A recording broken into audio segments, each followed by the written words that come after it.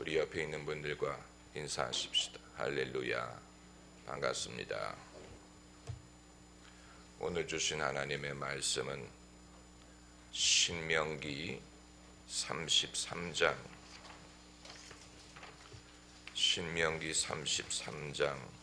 1절부터 6절까지 말씀입니다.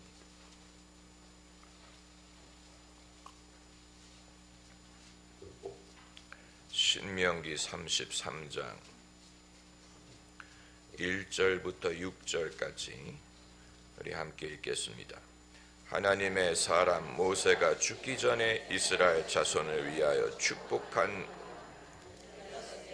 여호와께서 세일산에서 일어나시고 바란산에서 비추시고 1만 성도 가운데서 강림하셨고 그 오른손에는 불같은 율법이 있도다. 여호와께서 백성을 사랑하시나니 모든 성도가 그 수중에 있으며 주의 발 아래 앉아서 주의 말씀을 받는도다. 모세가 우리에게 율법을 정하였으니 곧 야곱의 총회의 기업이로다.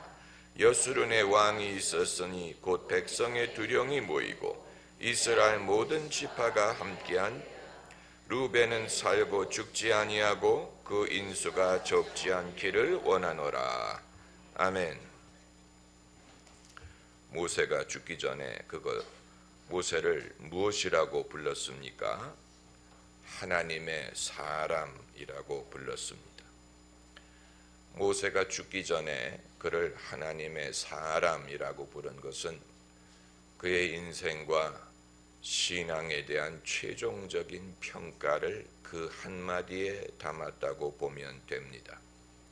아마 모세 묘비가 있었다면 그 묘비에다가도 하나님의 사람 모세라고 새겼을 것입니다. 대한민국에서는 그리스도인이 죽었을 때 명칭이라도 부르기 위해서 교회의 직분이 필요합니다. 장례식장에 갔는데 분명히 교회를 오랫동안 다녔는데도 불구하고 암흑에 성도라고 써놓는 것은 직분을 받지 못했기 때문에 집사라도 받았으면 집사, 권사라면 권사, 그리고 좀 멋있게 보이려면 장로라도 돼야 되는데 그런 직분을 교회를 다니면서 받지 못했기 때문에 장례식장에 일컬을 명칭이 없는 것입니다. 아마 대다수의 성도들이 그것을 생각을 하는지 안 하는지, 평소에 그 생각이 머릿속을 지나간 적이 있는지, 가족들이 거기에 대해서 생각을 한 적이 있는지조차도 의심스럽습니다. 그런데 사실 장례식장의 이름 뒤에 그런 호칭을 붙이는 것은 적절한 것이 아니에요. 왜냐하면 이 땅에 교회를 다닐 때의 집사든 권사든 장로였던 것이지, 천국에 들어가서도 그 사람을 집사라고 부를 것 같습니까? 천국에 들어갔을 때 목사라는 호칭이 여전히 유효하겠습니까? 그건 이 땅에 있을 동안에 하나님이 맡기시는 것이지, 천국에 들어가면 하나님의 자녀요, 예수님의 양일 뿐이지 거기에 가서도 권사, 장로라고 부를 것이라고 상상하신다면 그분은 천국에 대해서 생각을 해본 적이 없는 것입니다. 그렇기 때문에 교회에서 부르던 직분을 장례식 할 때 부르는 것은 적절하지 못합니다. 우리는 장례 문화를 개선해야 됩니다. 세상이 끄는 대로 쫓아가면 안 됩니다. 교회 직분이라는 것이 그 사람의 신앙이든 하나님과 그 사람의 관계를 적절히 반영하는 것이라고 생각하십니까? 요즘에 백사장의 모래처럼 많은 게 집사들이에요. 집사라는 직분은 그 의미를 잃어버린 지 오래. 원래 집사라는 말은 선비사자가 아니고 일사자, 일을 잡는다라는 뜻이요. 일하는 사람이기 때문에 집사라고 부르는 것인데, 그러나 요새는 교회를 몇 년 나오고 적당히 교회를 나오면 당연히 집사로 임명을 하다 보니까 그 의미가 퇴색이 되고 거의 무의미한 그냥 교회 다니는 사람을 부르는 명칭이 됐다면 이건 인플레 현상입니다. 인플레 현상. 1차 대전 후에 독일에 인플레가 일어나서 빵 한 조각을 사는데 수백만 마르크를 가져가야 했다고 했죠.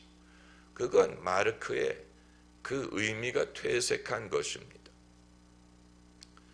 권사라는 직분도 그렇고 장로라는 직분도 그렇고, 그리고 사실 불편한 얘기지만 장로 직분을 받고 교회를 옮기면 여전히 장로가 되는 것입니까? 그런 분은 장례식장에서 암흑의 장로 괄호 열고 이전 교회에서 괄호 닫고, 그렇지 않습니까? 한 번 장로라는 직분을 받기는 했는데 그 교회에 남아있지를 못했다면 그렇다고 장로라고 안 부를 수도 없고, 그렇다고 부르자니 그 새로 옮긴 교회의 장로가 아니고 아주 이상한 이산가족처럼 돼버리는 것입니다. 이산가족처럼 돼버리는 것입니다. 그렇기 때문에 우리가 장례 문화를 어떻게 개선을 하느냐. 사람의 이름만 쓰면 좀 이상하니까 정말로 그 사람과 하나님과의 관계, 그 사람을 향한 하나님의 은혜와 사랑을 잘 나타낼 수 있는 말을 쓰는 것이 적절합니다. 예컨대 하나님의 자녀 아무개, 너무 길지 않습니까? 그럼 이름 옆에 나란히 쓰면 돼. 하나님의 자녀 아무개, 아니면 예수님의 제자 아무개, 하나님의 사랑을 받은 자 아무개, 사람 낚는 어부 아무개, 예수님의 양 아무개, 하나님의 종 아무개. 얼마나 좋습니까? 얼마나 좋아요. 직분이 그 사람의 일평생의 신앙을 제대로 반영할 수 없기 때문에 정말로 하나님이 그 사람에게 베풀어 주신 사랑을 제대로 반영할 수 있는 이름을 찾자 하는 것입니다. 그런 의미에서 모세가 죽기 전에 그를 하나님의 사람, 얼마나 심플하고 그러나 아무나 갖다 붙일 수 없는 아주 참 거룩한 명칭, Man of God, 하나님의 사람. 원래 이 말은 구약 성경에서 선지자를 부를 때 쓴 말입니다. 그래서 엘리야를 부를 때도 하나님의 사람, 엘리사를 부를 때도 하나님의 사람이라고 불렀어요. 만일 누구를 하나님의 사람이라고 부를 수 있다면 그보다도 더 큰 칭찬은 없는 것입니다. 만일 누가 저를 부를 때 그분은 하나님의 사람이다 라고 부를 수 있다면 그보다 더 큰 영광은 없는 것입니다. 무슨 설교가라는 말보다, 무슨 목회자라는 말보다 더 귀중한 것은 하나님의 사람이었다. 그 한마디면 다 포함되어 있는 것입니다. 우리는 그렇게 되는 것을 소원해야 됩니다. 그런데 오늘 본문이 신명기의 마지막 장입니다. 그래서 모세가 이제 세상을 떠나게 됐는데 세상을 떠나기 전에 마지막으로 한 것이 이스라엘의 12지파를 지파별로 축복한 것입니다. 어떻게 보면 모세의 마지막 유언이라고도 할 수 있습니다. 여러분은 세상을 떠날 때 사람을 축복하고 가실 수 있을 것 같습니까? 아니면 여러분 자신이 천국에 들어갈지 못 들어갈지 까딱까딱하기 때문에 그것도 확신하지 못하고 가시겠습니까? 아니면 세상에 미련이 남아 있어서 죽음이라는 지읒자도 입에 올리지 못하고 살려고 애를 쓰다가 세상을 떠나겠습니까? 모세가 죽기 전에 이스라엘 백성을 축복할 수 있었다는 말은 그는 갈 준비가 돼 있었다는 말이고 자기가 간다는 것을 알았다는 말이고 자신의 운명에 대해서는 확신이 있었기 때문에 남아있는 자들을 주님의 이름으로 축복할 수 있는 여유가 있었다는 얘기예요. 우리 모두가 사모해야 되는 것이 바로 이것입니다. 우리도 세상을 떠날 때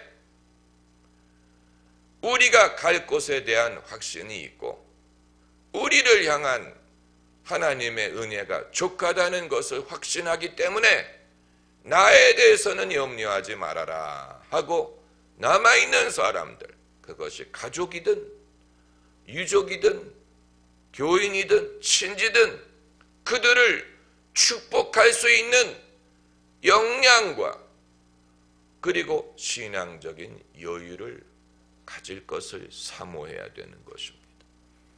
살아있는 사람이 돌아가는 사람을 위로하는 차원이 아니고 오히려 죽음을 앞둔 사람이 남아있는 사람을 축복하고 위로하고 그들의 믿음을 북돋아 줄 수 있어야 되는 것입니다. 여러분, 축복을 하려면 사랑하는 마음이 있어야 됩니다. 축복을 한다는 말은 사랑한다는 얘기. 사랑하는 마음이 없으면 축복할 마음이 생기지 않습니다. 오죽하면 이삭이 죽을 때 에서를 축복하려고 했지요. 오죽하면 에서에게 짐승 한 마리를 사냥해다가 그것을 요리해서 나로 마음껏 먹고 너를 축복하게 하라. 적어도 맛있는 것이라도 먹으면 축복할 마음이 생긴다는 얘기입니다. 축복할 마음이 생겨야 축복을 할 수가 있는 것인데, 그런데 이스라엘 백성들이 40년 동안 모세에게는 어떤 존재였습니까? 모세의 속을 긁는 민족이었어. 얼마나 모세를 괴롭게 했는지 몰라요. 왜요? 하도 말을 안 들으니까.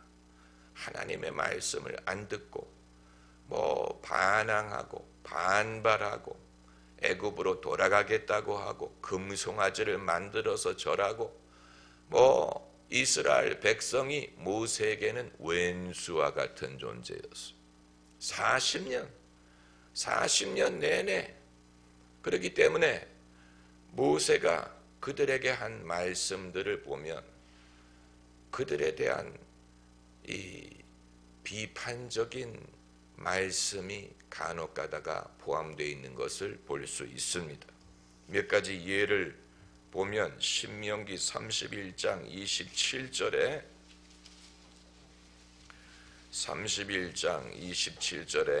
내가 너희의 패역함과 목이 곧은 것을 아나니. 만약 어떤 목사가 성도들에게 이런 식으로 말했으면 아마 쫓겨날 거예요. 목회자가 양에게 말할 수 있는 가장 안타까운 말이 이것입니다. 너희는 패역하고 목이 곧은 백성이다. 오늘날 내가 생존하여 너희와 함께 하여도 너희가 여호와를 거역하였거든. 하물며 내가 죽은 후에 일이랴. 그러니까 축복할 때는 언제고 이런 식으로 내가 떠나갈 때는 오죽하겠느냐라고 말할 때는 언제냐. 후자는 냉철하게 판단하는 말이고, 축복은 그럼에도 불구하고 사랑한다는 뜻입니다. 할렐루야.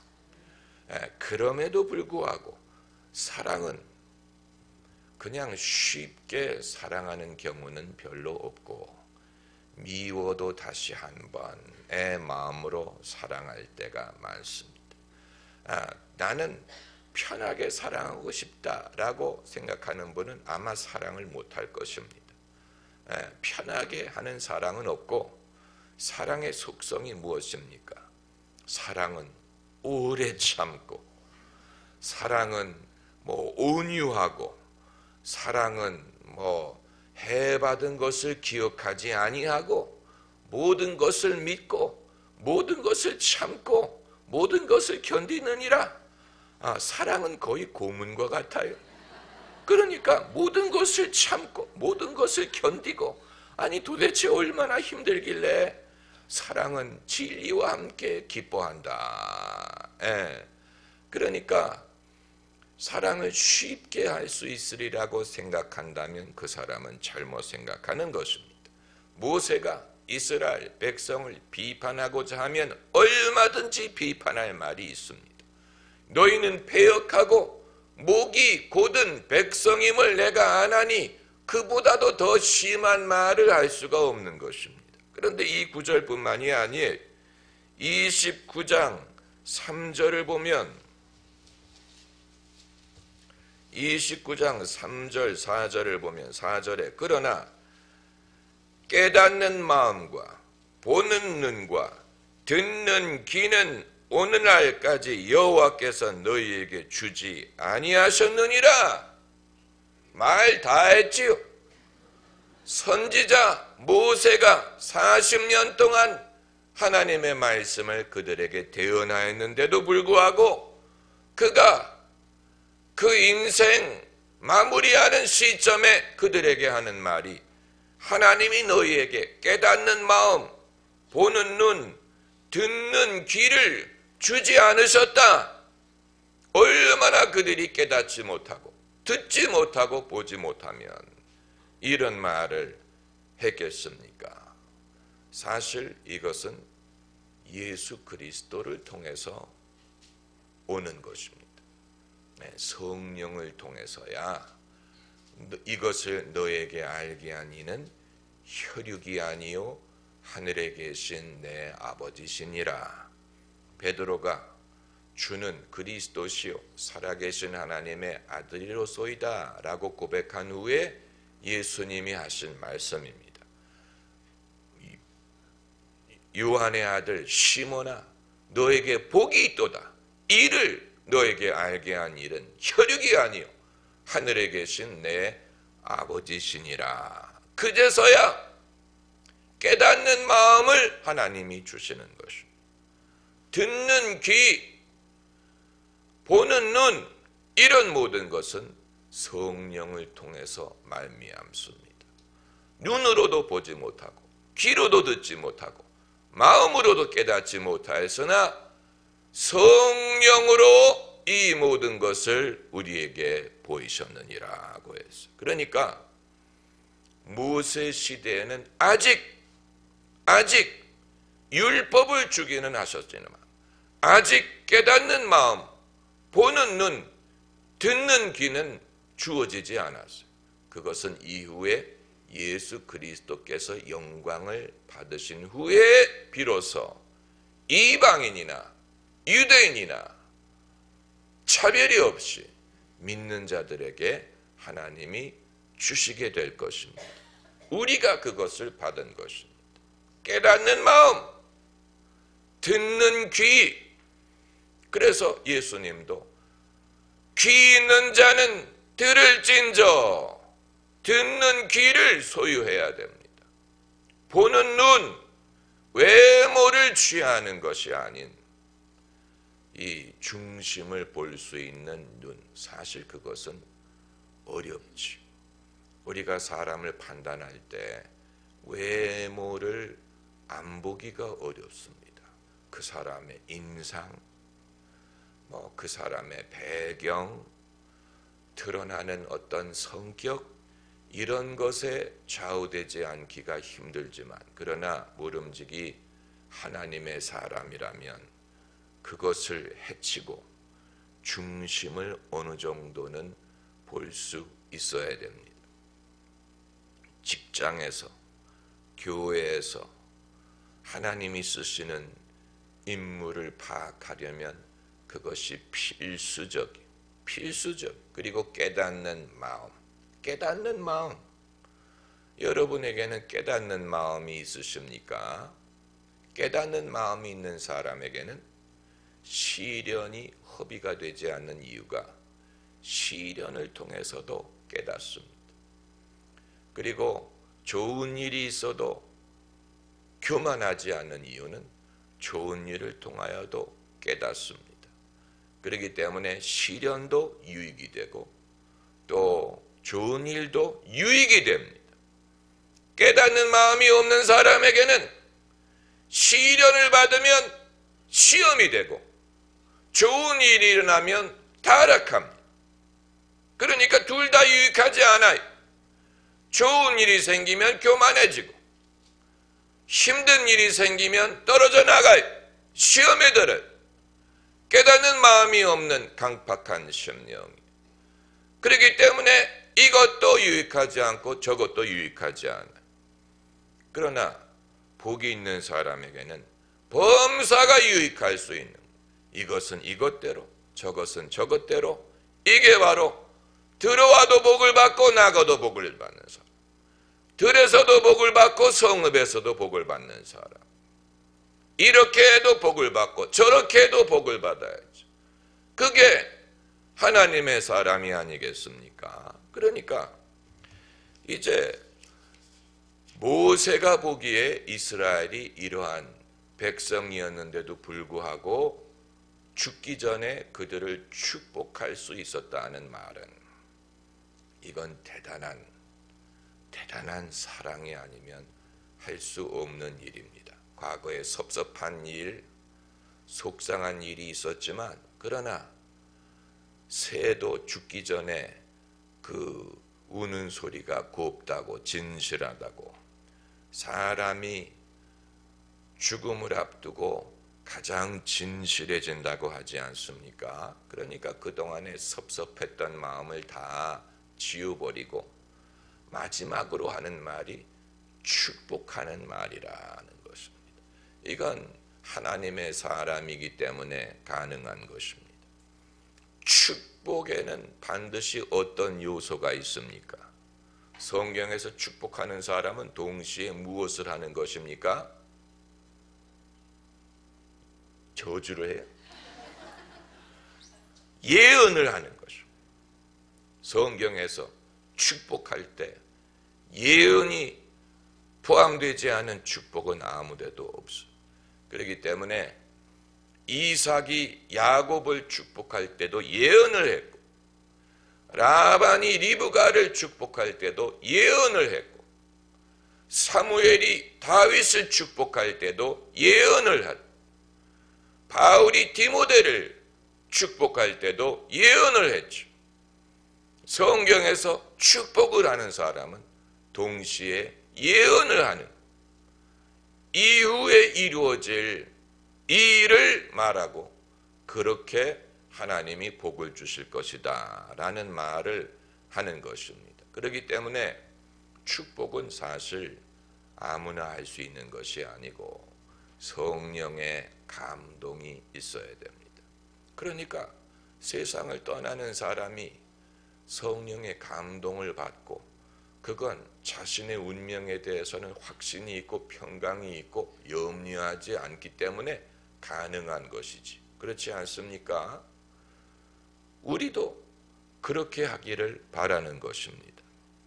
이 세상 떠날 때 찬양하고, 그리고 가사가 어떻게 되지요? 숨질 때 하는 말, 이것일세. 내 구주 예수를 더욱 사랑. 이건 주님에게 하는 말이지만 남아있는 사람들에게 우리가 예언과 축복을 하기를 바라는 것입니다. 예언과 축복, 이것은 이 공수표가 되면 안 되죠. 그런데 이제 예언이란 것은 우리가 잘 알아들어야 되는 것이 문자 그대로 따져야 되는 것이 아니고, 예언을 받은 사람도 자기 하기에 나름이에요. 예언이 어떤 운명론적인 것이라고 생각하면 안 돼. 자기 하기에 나름이에요. 그렇기 때문에 이 12지파가 여기에 시므온 지파는 빠져 있어요. 신학자들이 왜 시므온을 축복하지 않았느냐, 11지파만 포함을 시켰느냐, 여러 가지 설왕설래하는데 그건 우리가 알 수가 없고, 중요한 것은 이 12지파가 다 이스라엘을 이루었고 다 저마다 훌륭한 역할을 이후에 감당하게 된다는 얘기예요.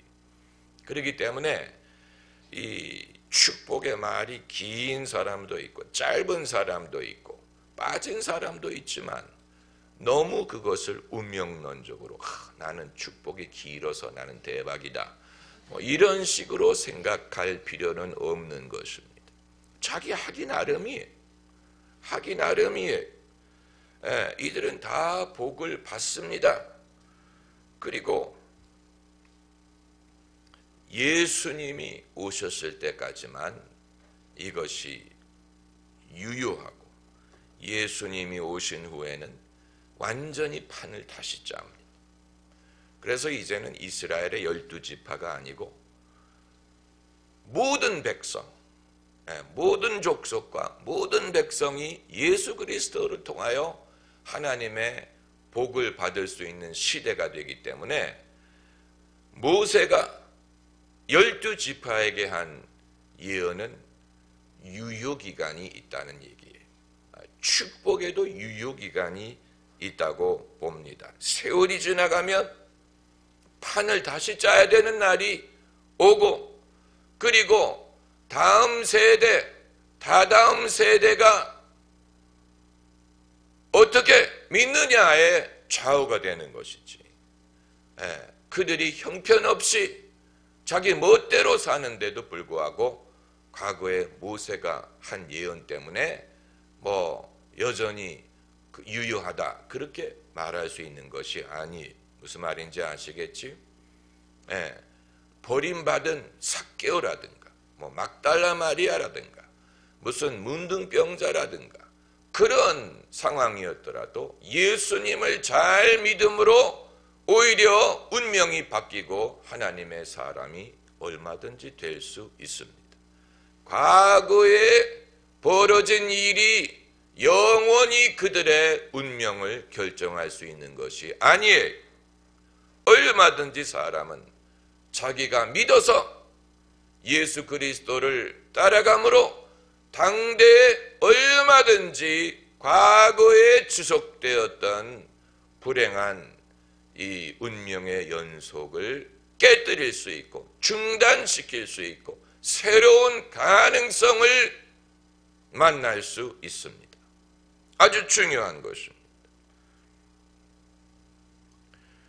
아마 여러분은 어르신이 돌아가실 때 축복 같은 건 별로 필요 없고 돈만 남겨주면 된다, 이렇게 생각하는 분이 계실 거야. 축복 말 필요 없고 그냥 유산만 남겨달라.